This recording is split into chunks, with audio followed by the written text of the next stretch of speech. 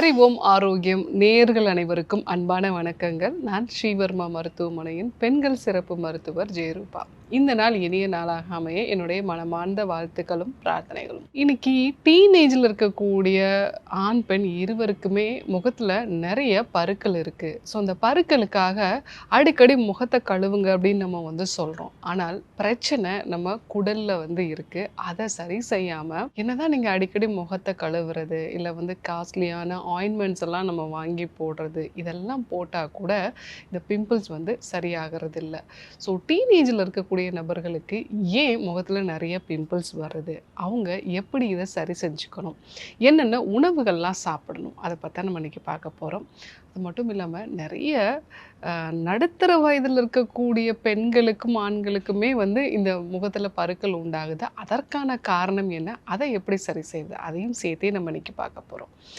So டீனேஜில் இருக்கக்கூடிய நபர்கள் இப்போது சாப்பிட்ற உணவே பார்த்தீங்க அப்படின்னா ஹை சுகர் இருக்கக்கூடிய ஃபுட்டு சாப்பிட்றாங்க, நிறைய மில்க் ஷேக்ஸ் எடுக்கிறாங்க, ஃபர்மெண்டட் ஃபுட்ஸ் எடுத்துக்கிறாங்க. சில சமயங்களில் சாப்பாடே எடுத்துக்கிறது இல்லை, நைட்டில் சரியாக தூங்குறது இல்லை.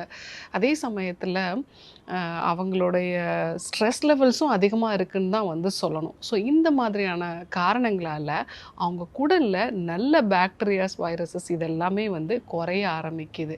ஸோ மெயினாக அவங்களுடைய கட் பாக்டீரியாஸ் இம்பேலன்ஸ் ஆகும் பொழுது அது ஸ்கின்ல தான் நிறைய சேஞ்சஸை உண்டு பண்ணுது. இன்றைக்கி அவங்க சாப்பிடக்கூடிய ஹை சுகர் இருக்கக்கூடிய ஜங்க் ஃபுட்ஸ் எல்லாம் கட்டில் இருக்கக்கூடிய காம்பவுண்ட் வால். ஸோ இதுதான் ஒரு பேரியர் சிஸ்டம் மாதிரி குடலில் இருக்கக்கூடிய கெட்ட விஷயங்கள் நம்மளுடைய ரத்தத்துக்குள்ளே போகாமல் இருக்கிறதுக்கு இது ஒரு டைட் ஜங்ஷனாக இருக்கும். பட் இன்றைய காலகட்டத்தில் மன அழுத்தம் அதிகமாக இருக்கும்போது இந்த டைட் ஜங்ஷனில் சில சேஞ்சஸ் வர ஆரம்பித்து சில உடம்புக்கு கேடு விளைவிக்கக்கூடிய இன்ஃப்ளமேஷனை கொடுக்கக்கூடிய கெமிக்கல்ஸ்லாம் ரத்தத்துக்குள்ளே போக ஆரம்பிச்சிருது. அதனுடைய ஒரு விளைவாக நம்ம உடம்போட நோய் எதிர்ப்பு சக்தி மண்டலம் தொடர்ந்து தூண்டப்பட்டிருக்கு, இம்யூன் சிஸ்டம்.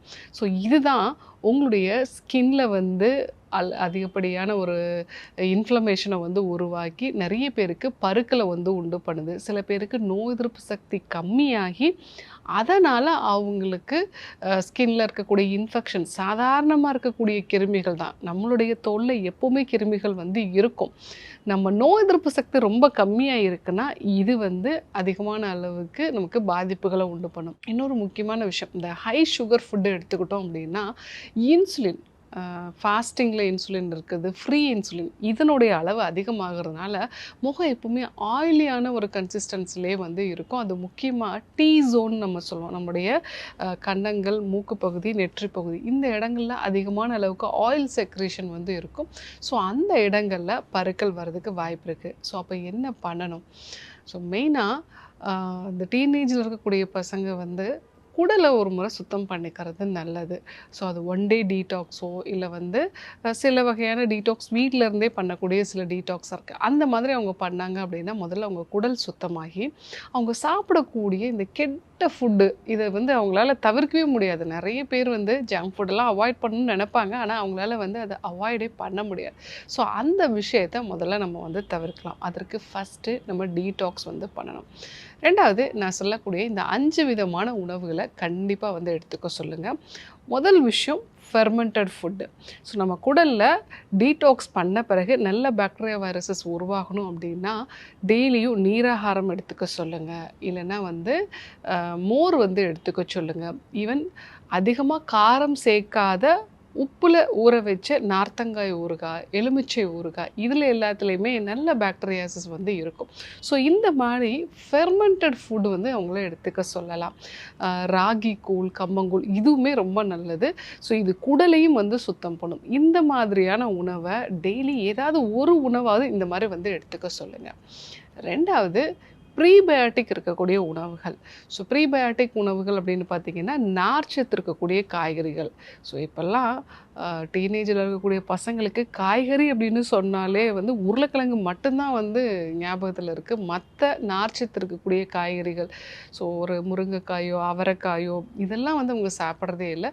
ஸோ காய்கறிகளை கண்டிப்பாக அளவில் அதிகமாக கொடுங்க. சின்ன வெங்காயம், பூண்டு, வாழைப்பழம் இதெல்லாம் பெஸ்ட்டு ப்ரீபயாட்டிக் ஃபுட். இதெல்லாம் அடிக்கடி உணவில் வந்து கொடுங்க. 3வது விஷயம், ஜிங்க் சத்து அதிகமாக இருக்கக்கூடிய உணவுப் பொருட்கள். ஜிங்க் சத்து அப்படிங்கிறது வந்து பூசணி விதைகளில் இருக்குது, சூரியகாந்தி விதைகளில் வந்து இருக்குது, சியா சீட்ஸில் இருக்குது. இந்த மாதிரியான விதைகளை வந்து நம்ம அதிகமாக கொடுக்கலாம். கடல் சார்ந்த உணவுகளை முக்கியமாக இன்றைக்கி நிறைய பேர் அசைவம் சாப்பிடுவீங்களான்னு கேட்டால் சிக்கன் சாப்பிடுவேன் டாக்டர், மீனெல்லாம் சாப்பிட மாட்டேன்னு சொல்லுவாங்க. ஆனால் இந்த மீன் உணவுகள்லேயும் ஜிங்க் சத்து வந்து அதிகமாக இருக்குது. ஸோ முக்கியமாக இந்த ஷெல் ஃபிஷஸ் நம்ம வந்து சொல்லுவோம், ப்ரான்ஸு, அதே மாதிரி வந்து நண்டு, இந்த மாதிரி இதில் வந்து ஜிங்க் சத்து அதிகமாக இருக்குது. ஸோ அதெல்லாமே வந்து நம்ம எடுத்துக்கலாம். 4வது விஷயம், ஒமேகா 3 அதிகமாக இருக்கக்கூடிய உணவுப் பொருட்கள் வந்து எடுத்துக்கிறோம். ஸோ ஒமேகா 3யும் வந்து இந்த நட்ஸ் வகைகளில் வந்து அதிகமாக வந்து இருக்குது. அதே மாதிரி கடல் சார்ந்த உணவுகள்லேயும் வந்து அதிகமாக இருக்குது. ஸோ இதெல்லாம் நம்ம வந்து எடுத்துக்க ஆரம்பிக்கும் போது ஸ்கின்ல நல்ல சேஞ்சஸ் வந்து வர ஆரம்பிக்கும். 5வது, வைட்டமின் சி சத்து அதிகமாக இருக்கக்கூடிய சிட்ரஸ் ஃப்ரூட்ஸு. லெமன் வந்து ஜூஸ் மாதிரி பண்ணி உப்பு சேர்த்து வந்து எடுத்துக்கலாம், சர்க்கரை சேர்க்காமல். அதே மாதிரி ஆரஞ்சு வந்து எடுத்துக்கலாம், திராட்சை எடுத்துக்கலாம். விட்டமின் சிக்கு பெஸ்ட்டு ஃபுட்டு அப்படின்னா நெல்லிக்காயும் கொய்யாவும் தான். இதை நம்ம ரெகுலராகவே வந்து எடுத்துக்கலாம்.